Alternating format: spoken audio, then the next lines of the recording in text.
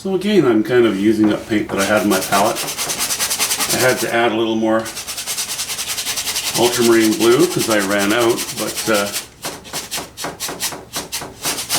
using up the yellow ochre and the burnt sienna that I had there.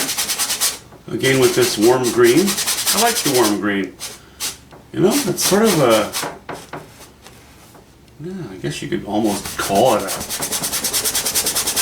a warm forest / army green in a way. I don't know. I don't know anything about color. I don't know what to call it.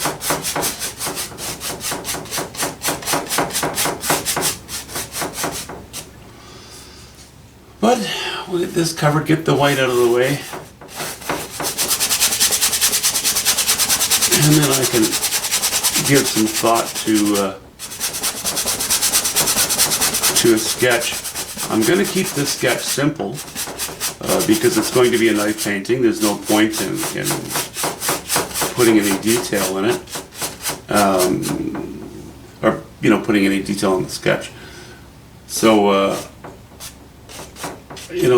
sometimes what I like to do is just give a general line to start with, a general idea, maybe a couple of major forms. And if I continue on this, obviously I'm going to be painting, albeit with the knife, I'm still going to be painting in, that's too much paint for that area. I'm still going to be painting in wet paint, Might just be a wash-in, but in an hour or half an hour or so, enough of the paint thinner will have evaporated that I can just start into it. Sometimes when it's very wet, I'll just use the butt of a brush and I'll scratch in a few lines and then go from there. But we'll see. I'm still not sure what I want to do. I've been thinking about it, but we will see soon. Well, I've given it some thought, and because this painting is partly going to be me trying to illustrate use of the knife, I'm going to keep the composition fairly simple. And what I'm kind of thinking of is we have a lot of lakes around here. I've done some kayaking and a lot of boating around this area, and sometimes something as simple as a close-up of a shoreline can be beautiful. If you put a stump in and some tree trunks designed reasonably well and maybe a bit of rock. So maybe that's what I'll do. This isn't going to be about distant perspective. It's going to be more decorative, more about the design of the shore. So let's see what we can come up with here. I like to have this. Let's see here. I'm not sure. I'd like to have some sky in there. I really do like to have that.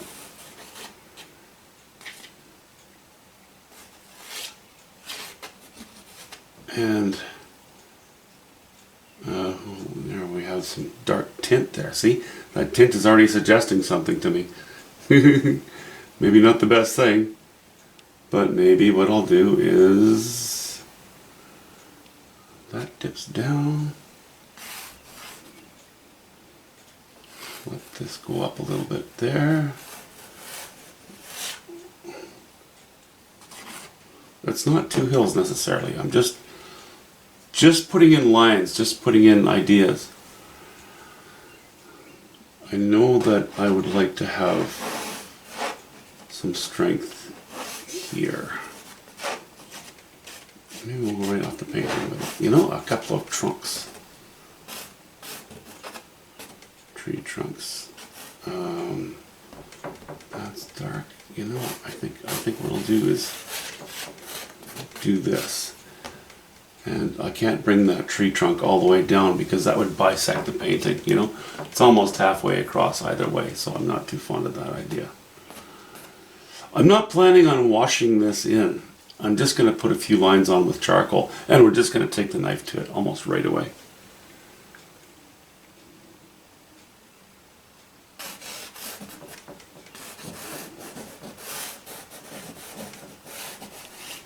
I don't think I'm going to have too much rocky structure either.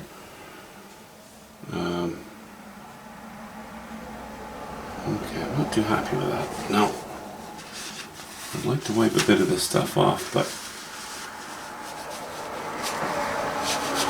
go very light. That wash or that tint is still a bit tacky, so I don't want to scrub in on it.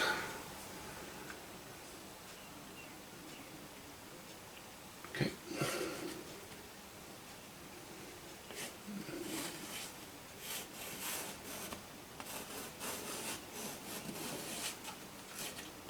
Let's just do that. Some sky behind there. And yeah, that's okay. Let's try to make something interesting in the way of a tree. I can't get too sculptural because I am going to be using the knife. My lines are going to be a little bit straight. It's okay.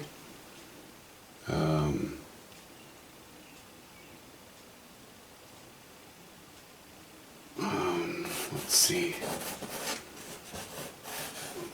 Some interesting bush here in the foreground. We're not looking in the distance, we're looking fairly close up.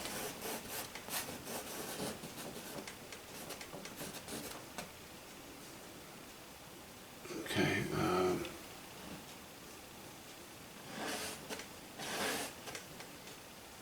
Bit of trunk there. Okay, this is going to be sort of the major trunk and root. It'll probably be dead, but that's fine. Oddly enough, a dead trunk can bring life to a painting.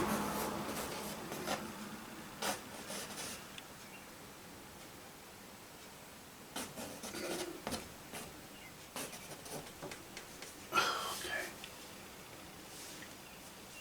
And we're going to generally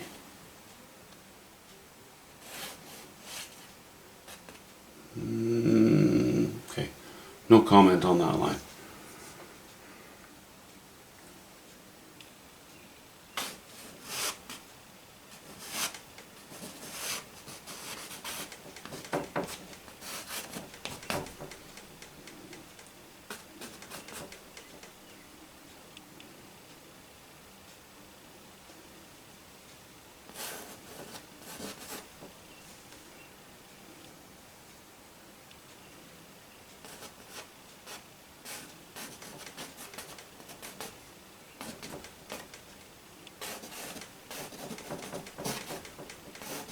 Let's put a couple of branches out in that direction.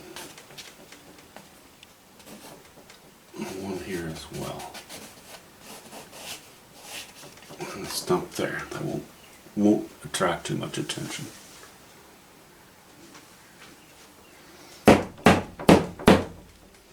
Okay, let's take our black magic cloth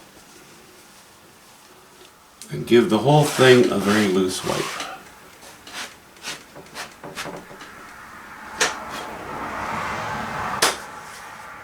Alright, I think I'm just going to take my knife and go right into it from there. So I guess the first thing I'll do is zero in on my palette. I'm not going to do a split screen, I don't have two cameras, and I'm not going to edit things like crazy. So the first bit will be the palette, and then I'll try to bring the camera in from different angles to show you the degree, well, I don't know, to show you different angles of the knife applying the paint. So let me just do this close-up of loading my knife up. Obviously, you know, you load your knife on the back side with these types of knives. You know, I'm you know, with my illustrations here, I'm only showing you the way that I do things with my own equipment. So, you know, let's see. I don't know if that that's showing things very clearly, but that's about how much I'm putting down. Start with a bit of white. I'm going to be working on some sky, so it'll be a little bit higher value. I don't want that sky to be too strong, so I'm going to include a little bit of raw umber, but I don't want it to be too cold, so I'm going to add a little bit of yellow ochre.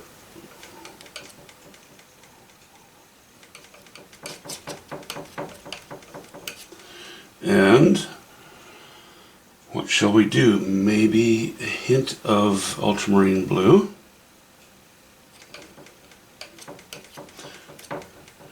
Okay, that's as mixed as I'm going to make that at the moment. Now, the paint that I put on there, you know, let me see if I can get this right, if you can see it even. I don't have a ton of paint on there. You put the amount of paint on your knife that is commensurate with the area that you want to fill. If I'm doing a large area, then I'll load the paint up. Not heavily, but you know, maybe 3 times as much as I've got on there. But right now, I have a very small sliver of sky, and I'm cutting in around my trees in the distance immediately. So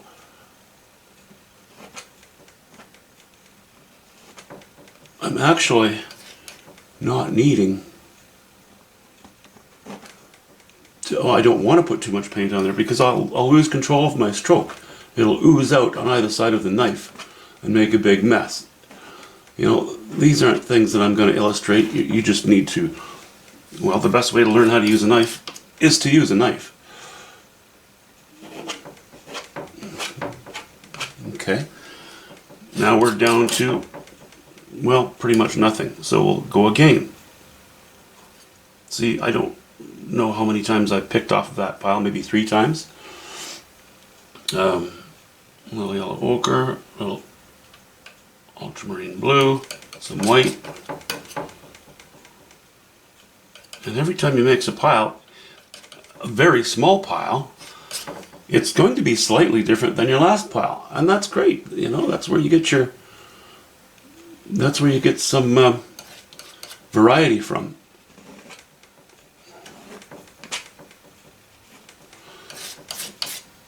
I think I showed in the other video for Horribilis, in which I mixed several piles, and I think I even counted the strokes and said, you know, go through it only X number of times before you lay it on the canvas, because when you lay it on the canvas, you mix it again. Now, I don't know how helpful this is going to be, but I'm hoping that you will see the angle of approach, the angle at which I'm laying the color on with the knife. And that changes. When my pile is pretty much done on the palette, then I'll lay the knife flat and, you know, just get rid of the excess. That's not important, it's just my habit. I'll mix up another little pile.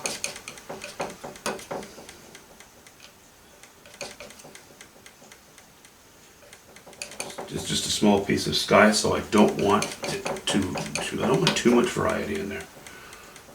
Okay, this pile's getting a little bigger because I put in too much ultramarine blue.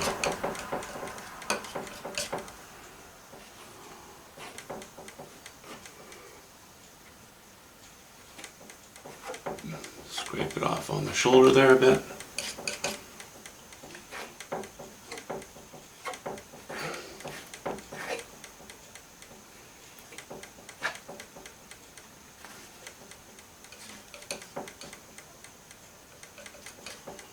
Okay.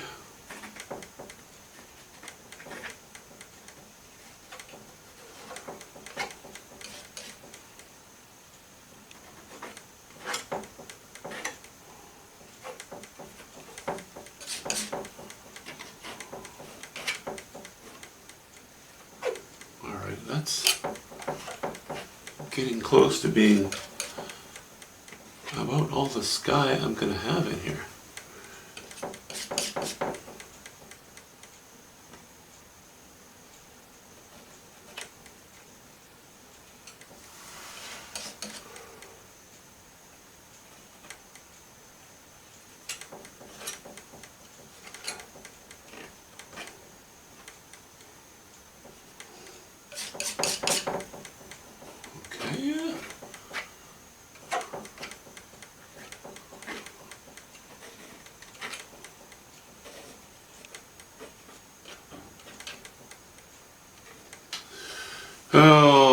think I want that tree going right off the canvas. I don't quite think I want that.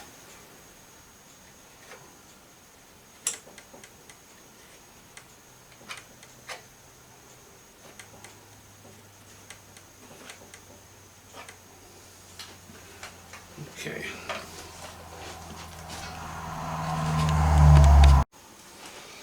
Okay, now I'm going to ignore the camera, and I'm just going to do this naturally, organically, if you will. I'm just going to paint, and whatever happens down here will be, truly what I do, because I'm not trying to instruct. But remember that to do what I'm doing, you may want to be practicing a little bit first, or become more familiar with your colors, what have you.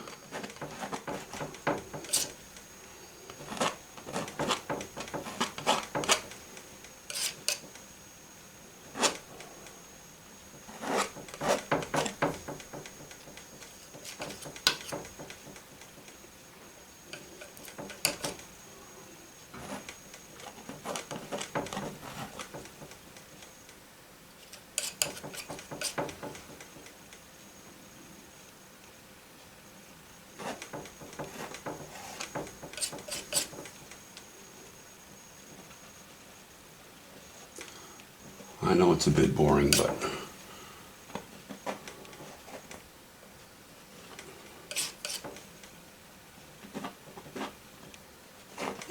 for the sake of observing how I actually do it versus how I claim that I do it.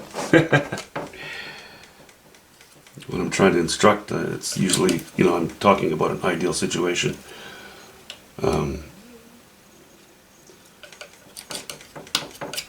I'm not talking about myself and how I always do it.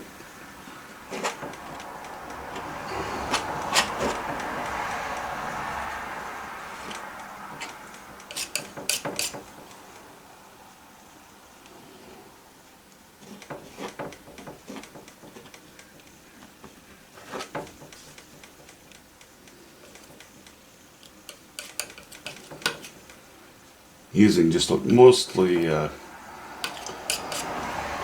burnt sienna and ultramarine blue with smears of white here and there in it.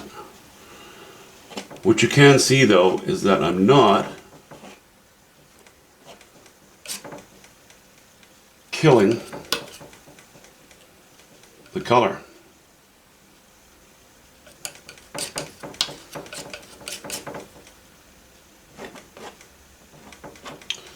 Oh, that's a bit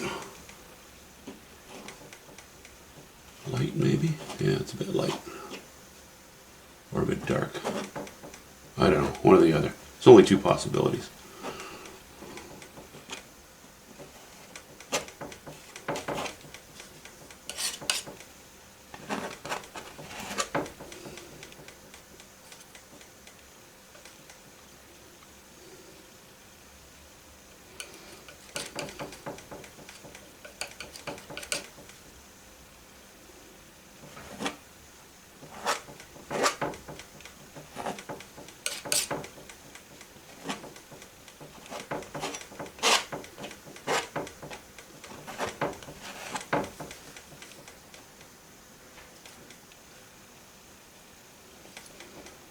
I'll do this just for a few more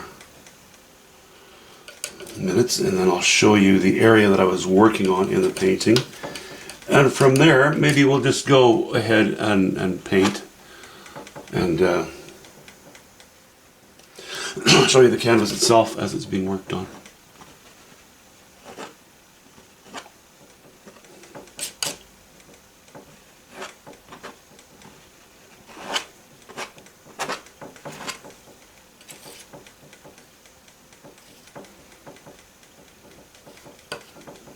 See, I'm not picking up very much paint at a time.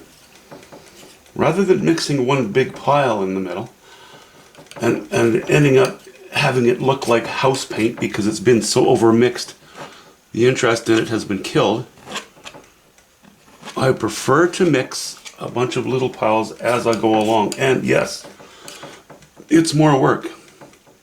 That's too bad. That's just how it is. It does help to ensure that you will not kill your colors. I know I can't, I know I say that a lot, but I really want to emphasize it. It's too important. It's a little bit light.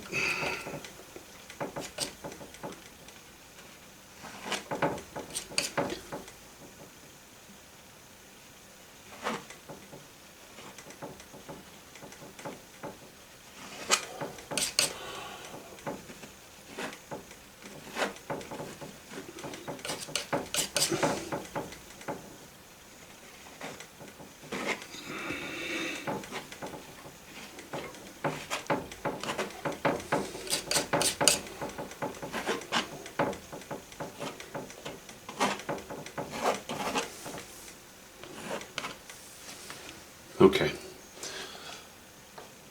let's back the camera up again.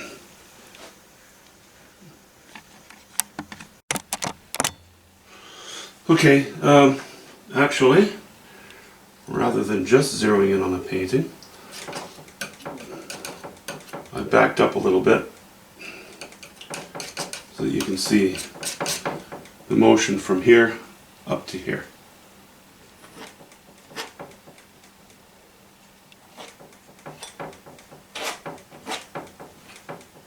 You can see that I'm sitting back. My arm is extended when I'm painting. You know, if I have to get in and do some very tight fussy stuff, I may do that. If I have to two-hand it, I may do that. But mostly it's pretty much arm's length from my eyes. If I were to sit really close to it, I regularly would just focus in naturally on small areas, and I wouldn't be able to see the general painting as it's being laid down.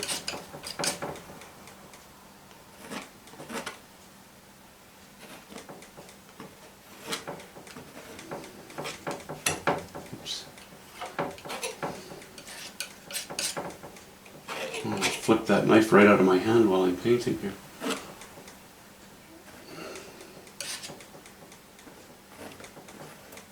Okay, let's make another little pile here.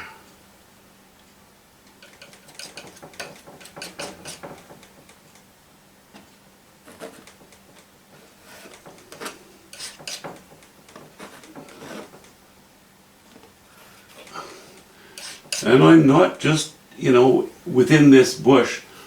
This is sort of the shore or the bank of trees and hills behind this rocky structure. It's easier to provide variety and interest in that more distant area by laying in a stroke here and a stroke, elsewhere. Do it as you're covering the area rather than just starting in one area and finishing everything as you go along. I'll do that once I have a variety of strokes all over the place in this background. While I'm doing this, I'm trying to remember, of course, because I've got some charcoal lines in here, I'm trying to remember where my foreground and most prominent trunks will be. If I make a mistake with that, I'm not terribly concerned. It's not a big deal. Because I can always scrape paint off and I can move paint around, change shapes a little bit. That's okay, that's all doable stuff.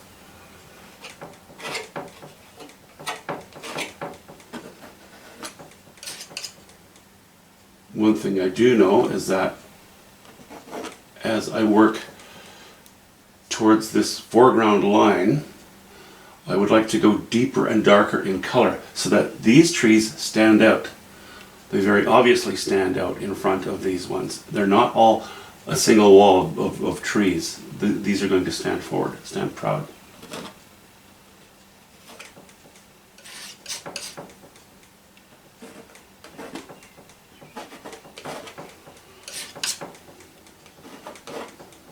Okay, now let's just get back to my usual camera angle and do some painting.